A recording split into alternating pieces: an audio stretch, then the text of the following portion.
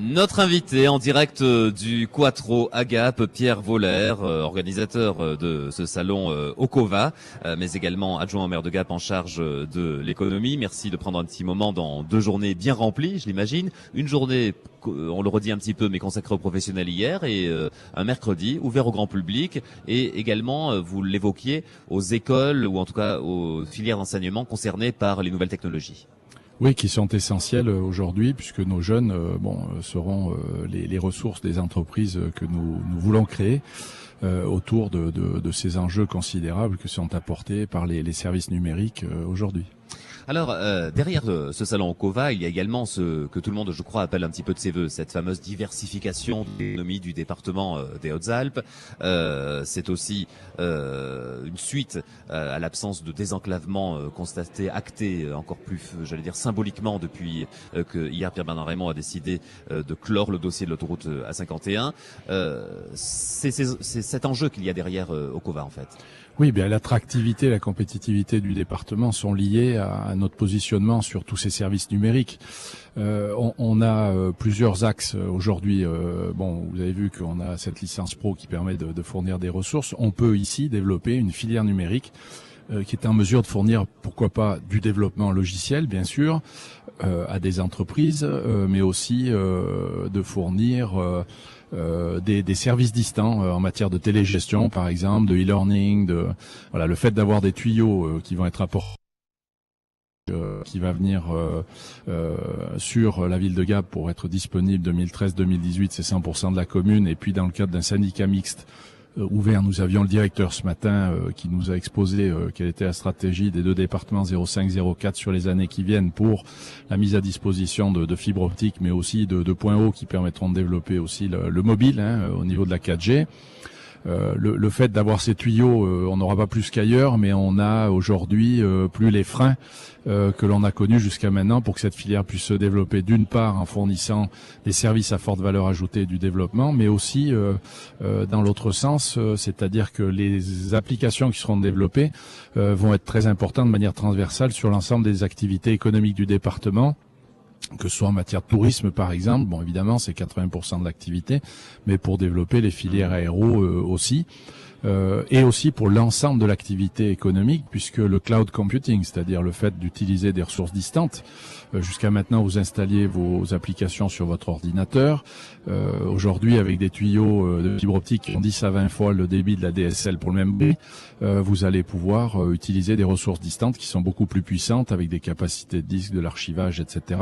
Et il faut que toutes nos entreprises s'en saisissent. C'est pour ça que nous allons faire un showroom à Micropolis qui permettra de présenter ces applications, mais aussi de former l'ensemble des acteurs de l'économie pour qu'ils se saisissent de ces opportunités et développent leurs activités. Alors, vous le disiez, la fibre optique, c'est 100% de la ville de Gap équipée à l'échéance 2018, avec une montée en charge de 2015 à 2018. De 2013, les premiers équipements, c'est pour la fin de l'année. Pour la fin de l'année. Sachant que pour l'instant, et à ce stade, si on fait une photo, il n'y a que la zone de Micropolis, c'est ça non, malheureusement, c'était en fait une question. C'était une question et je vous réponds, non, Micropolis n'est pas dedans, mais malgré que nous ayons, allez, je vais dire le mot, passez-moi l'expression, ferraillé avec l'opérateur historique, parce que Micropolis est en fait le phare un petit peu de ces activités numériques. Bon, il faut savoir que l'opérateur suit une logique économique, et on comprend bien. Bon, c'est une entreprise. Ce qu'elle vise dans un premier temps, c'est des quartiers où on a des immeubles, et donc de viser le loisir, la télévision et les médias, ce qui vous ira droit au cœur, cher Jean-Marc. Mais nous, notre rôle, c'est de justement qualifier les offres que nous allons pouvoir avoir pour nos entreprises, parce qu'on parle de FTTH, Fiber to the Home, c'est-à-dire pour la maison, mais aussi de FTTO, donc Fiber to the Office, pour l'entreprise, mais avec des écarts de coûts qui sont très élevés. Le Fiber to the Office, c'est 1 400 € par mois, donc nos entreprises ne pourront pas utiliser ça, et donc il faut absolument qu'on qualifie quels sont les outils à leur disposition pour faire de la visioconférence, du recrutement, etc. Prendre l'un des exemples, rejoindre l'un des prestataires présents dans ce salon Okova ici au Quattro. C'est un Italien, Monsieur Caridi, bonjour. Bonjour, je m'appelle Andrea Caridi, je suis le Business Development Manager d'Arts Engineering, une petite entreprise genevoise de conseil en TIC et développement de logiciels. Je suis en fait au Cova et je suis au Cova depuis longtemps. J'ai commencé en 2010. J'ai en fait, je suis tombé amoureux, si on veut dire, du projet au Cova parce que je pense vraiment que c'est un événement avec un esprit vraiment totalement bottom-up qui permet à l'offre et la demande de se rencontrer et vraiment de créer du business sans barrière, sans problème, si on veut dire, très simplement. Donc c'est pour ça que je participe tout le temps et en particulier c'est vraiment une occasion très concrète de créer une situation qui rend plus simple la coopération transfrontalière entre Italie et France. Il y a vraiment la volonté des personnes qui organisent le forum de stable entre Italie et France et créer des projets transfrontaliers. Moi en particulier, je parle un peu de ce qu'on fait dans notre entreprise, en particulier dans la division nouveaux médias. On développe des applications mobiles, par exemple en utilisant la technologie réalité augmentée. Et ça fait 1 an, à partir de l'année dernière, qu'on coopère avec l'Office de tourisme de Gap pour chercher à créer dans le territoire des solutions réalité augmentée pour créer de la valeur ajoutée dans le tourisme mobile. Donc ça c'est un cas concret où j'ai participé, mais en général c'est comme ça que ça marche chez Okova. Vraiment tu arrives, tu as des idées, tu les partages et tu cherches à créer des projets ensemble. En plus maintenant avec le projet Okova Alpmanet, c'est vraiment quelque chose de plus élargi qui est en France et en Italie pour rendre ça toujours plus complète. Pierre Voller, bravo pour votre français au passage. Voilà l'exemple d'un des exposants finalement d'Okova qui apprécie, je vais dire, la simplicité, le non-formalisme, la convivialité aussi de son Voilà, réseau. c'est un peu le métier d'Okova et nos amis italiens l'ont bien compris puisque que ce soit la région Ligurie avec Gênes, mais aussi la région Piémont avec Turin, ont souhaité dérouler le forum en Italie. Le premier a eu lieu à Vintimille en région Ligurie le 11 juillet. Le second aura lieu à Ivrea, près de Turin, à la première semaine de décembre. Et on s'aperçoit que ce métier d'Okova qui sert à mettre en relation le business, mais aussi avec le B2B, avec les collectivités, on se rend bien compte que les besoins de nos territoires sont relativement communs et donc de mettre ensemble nos compétences, notamment à Turin en matière de formation ou de développement avec Andrea et Gênes tels qu'ils viennent de décrire, c'est un vecteur d'accélération à nous d'être concret et de faire venir tout ça sur le terrain de réalisation concrète avec des emplois à la clé pour nos territoires.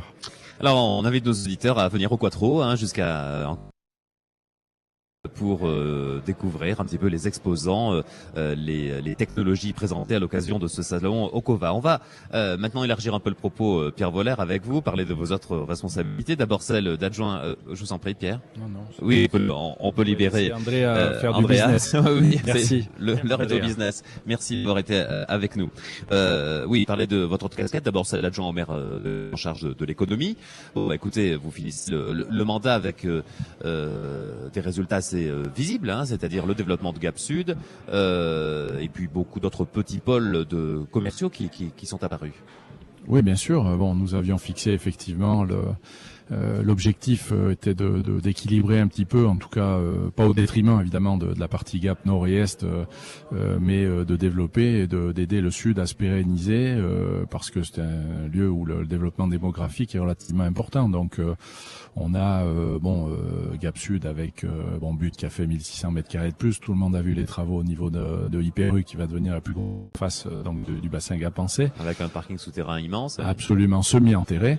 Et puis donc le retail park de 7000 mètres carrés sur lequel Jiffy et aujourd'hui Sport 2000 sont installés. D'autres enseignes sont en train de venir avec des compléments dans le domaine mobile puisque des concessionnaires vont s'installer, alors non pas sur la chaux comme c'était prévu au départ, mais on peut réduire leurs besoins pour s'adapter au marché et aux possibilités économiques d'aujourd'hui, mais sur la partie sud, donc début de la route des Essanières, notamment auront des concessions automobiles importantes qui seront installées là. Peugeot et BMW, c'est ça? Voilà, tout à fait. Évoquons également cette entrée de la ville de Gap qui a fait parler un petit peu, puisque tout le monde se demande un petit peu ce qui va sortir de terre. Apparemment, le secteur, alors pour faire court pour nos auditeurs, de l'embranchement de la route de Saint-Jean et de Micropolis, va faire l'objet d'aménagements avec entre autres de l'hôtellerie, c'est ça? Un hôtel qui est prévu effectivement là à côté de Prévert, que vous connaissez, voilà, un hôtel de l'ordre de 70 chambres qui va voir le jour, en attendant bon plus tard d'avoir le giratoire qui permettra de raccorder, je pense, le troisième tronçon de la rocade dans les années qui viennent, qui permettra de relier la route de Marseille au carrefour du Sénateur. On a eu une impression, alors c'est très spontané, mais c'est vrai que c'est une question que se posent un petit peu les gens, de développement presque atypique ou assez extraordinaire du nombre de mètres carrés de surface commerciale. Est-ce que pour vous, de votre point de vue, c'est encore adapté à l'échelle de la ville de Gap, ou est-ce qu'on est à la limite, j'allais dire, on a vu sortir de terre en l'espace d'un an et demi vraiment beaucoup d'enseignes, beaucoup de mètres carrés de surface commerciale dans différents domaines d'ailleurs? Écoutez, je pense que les surfaces qui viennent s'installer ont fait des études de marché, donc ce sont des gens qui sont quand même relativement responsables. Il me semble que de renforcer le pôle commercial, le premier pôle commercial des Alpes du Sud que constitue Gap pour le bassin gapençais, mais même entre Aix, Marseille et Grenoble, puisque Gap est la seule ville de moyenne importance entre les deux, est très important. Il faut garder l'attractivité, la compétitivité de ces sites. Alors évidemment, bon, il y a de la concurrence, c'est pas facile.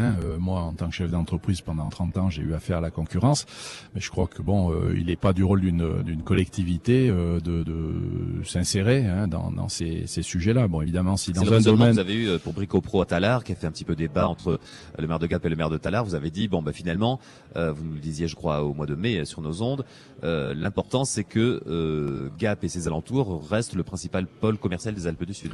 Je crois que si les enseignes vont s'installer, assisteront. Bon, j'adore Daniel Spagno, bien sûr, mais je pense qu'on a intérêt à conforter, à garder notre pôle commercial. C'est bon pour l'activité, l'ensemble des activités commerciales et de manière plus générale pour la vie ici dans le bassin gapençais et les emplois. Et donc nous devons activité. Alors dans un instant, on va retrouver, je le dis pour nos auditeurs, Yves Monnier qui va faire le point sur le journal Alpes et Midi et plein de nouveautés en particulier dans le domaine de l'Internet. Nous parlerons également du groupe Figest, on l'évoquait indirectement il y a un instant, qui prépare ses portes ouvertes pour le week-end prochain. Nous rejoindrons au Cabaret Pop, Cours la Doucette, l'association des gens d'ici et leur invité surprise aujourd'hui pour leur première émission. Mais juste avant, et pour clore avec vous, Pierre Voller, qui est devenu un petit rituel maintenant à la fin de nos entretiens chaque mi-journée. D'abord, vous a posé l'invité précédent. Hier, nous recevions quelqu'un que vous connaissez bien, Pierre-Bernard Raymond. Écoutez ce qu'il vous a adressé. Aujourd'hui, je serais tenté de lui demander s'il a été satisfait de Okova. Il est certain que Pierre Voller est de ceux qui ont de l'imagination, ont de la volonté, ont bien géré leur entreprise et maintenant développent Okova, justement dans une direction aussi internationale, puisqu'il le fait avec les Italiens. Et ce que je voudrais, je sais qu'il va prendre peut-être des responsabilités municipales en altitude, et je lui souhaite bien entendu bon succès. Et si j'avais vraiment une question très précise à lui poser, je lui demanderais si il est d'accord pour que s'installe une espèce de think tank sur l'avenir des Hautes-Alpes.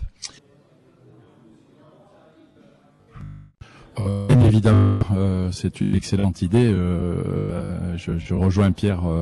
Je crois que tous ceux qui aiment les Hautes-Alpes et qui souhaitent son développement économique peuvent évidemment nous rejoindre. Alors, je préside l'agence développement économique du département des Hautes-Alpes, Hautes-Alpes Développement, à Micropolis, et donc je suis tout à fait prêt avec Pierre et d'autres et tous ceux qui s'intéressent à l'économie et à la vie dans les Hautes-Alpes à travailler sur cet outil de réflexion qui doit être à moyen et long terme, bien sûr, mais qui doit nous aider aussi à être très concret sur le court terme.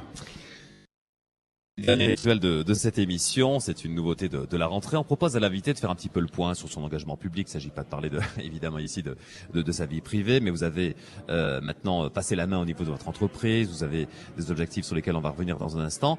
Et sur ce registre-là, on propose à l'invité de se regarder dans un miroir et de dire un petit peu ce qu'il y voit. Alors il peut se retourner en arrière, regarder en avant. Qu'est-ce qui vous vient à l'esprit ? Oh bien écoutez, je vois quelqu'un qui effectivement a cédé son entreprise au mois d'octobre l'année dernière, Qui pourrait prendre retraite, mais qui a pourrait fait ce choix-là. effectivement, mais ça ne me ressemble pas.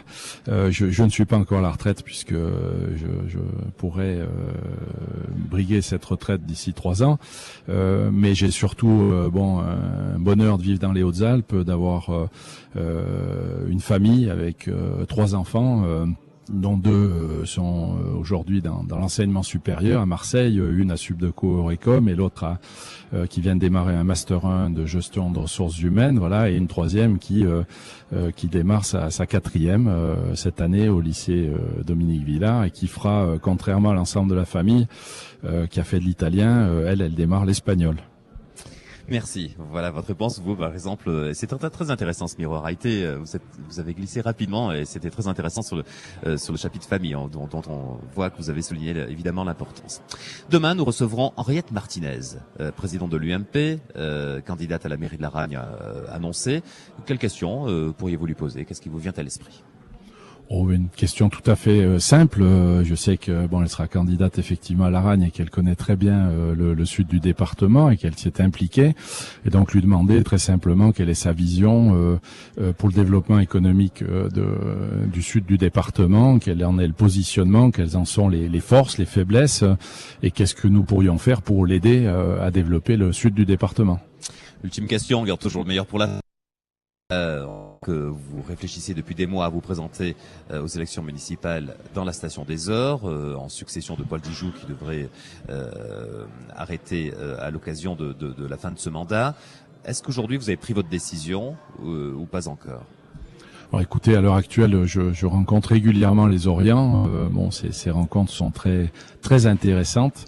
Que ce soit avec des commerçants, les représentants du monde socio-professionnel. Il faut pas oublier que les Ors représentent le moteur économique de l'Embrunais. C'est à peu près 11 millions d'euros de chiffre d'affaires, 200 salariés. Et donc on sait le facteur, d'ailleurs on a pu le mesurer hier au COVA, est à peu près le même partout en France. Dans les stations de sport de montagne, c'est à peu près un facteur de l'ordre de 6 à 7 avec le chiffre d'affaires sur le chiffre d'affaires induit sur l'économie. Donc on est autour de 70 à 80 euros de chiffre d'affaires dans la journée. Voilà, donc là, les gens, ils ont fait un bon hiver cette année, un bon été aussi, grâce au vélo. Vous éloignez un petit peu de la question, Pierre. Non, mais j'allais venir. J'essaie d'être complet dans ma réponse, cher Jean-Marc. Voilà, je vais raccourcir si c'est le sens de votre propos. Voilà, et je rencontre donc ces gens, mais aussi les personnes âgées. J'ai vu l'autre jour, par exemple, en forme qui a 98 ans au chef-lieu. Voilà, une figure. Et donc on sent bien et on voit bien quels sont les besoins et ce qu'on pourrait apporter à la commune des Ors, qui est une commune très attractive, et aussi à l'ensemble de l'Embrunais. Donc voilà, c'est des sujets sur lesquels je suis penché, effectivement, vous le savez. Et donc vous aurez des informations précises le jour où je souhaiterais effectivement les donner. Spécialiser les choses. Voilà. Très bien. Merci beaucoup, Pierre Voller. Merci.